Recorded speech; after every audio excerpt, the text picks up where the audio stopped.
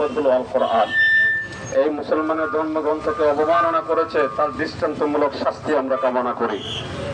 আমাদের আজকের যিনি প্রাইম মিনিস্টার, বিশেষ করে প্রধান উপদেষ্টার কাছে আমরা উদাত্ত আহ্বান জানাবো, তাকে শুধুমাত্র গ্রেফতারের মাধ্যমে আমরা শান্ত হতে পারি নাই। আমরা চাই বাংলার মাটিতে যারা আল্লাহ, আল্লাহ রসুল এবং কোরআনের বিরুদ্ধে সমালোচনা করে, অবমাননা করে, তাদের সর্বোচ্চ শাস্তি কামনা করি। আল্লাহ পাকের কোরআনের আয়াত ফাকতুলুহু, তাদের সর্বোচ্চ শাস্তি হলো কতল করা। আমাদের প্রাইম মিনিস্টার, প্রধান উপদেষ্টার কাছে আমরা বলি, কিভাবে আন্দোলন করতে হয় আমাদের জানা হয়ে গেছে। আপনার মাধ্যমে বাংলাদেশের আপামর জনতা জানতে চায়, অপূর্ব ফলের শাস্তি কি শুধুমাত্র গ্রেফতার নাকি? আমরা এতটুকু শান্ত হতে পারি নাই।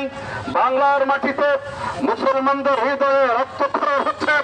এই দেশের মুসলমানের ধর্মগ্রন্থকে সে অবমাননা করেছে, সুতরাং সর্বোচ্চ শাস্তি তার ফাঁসি কামনা করি।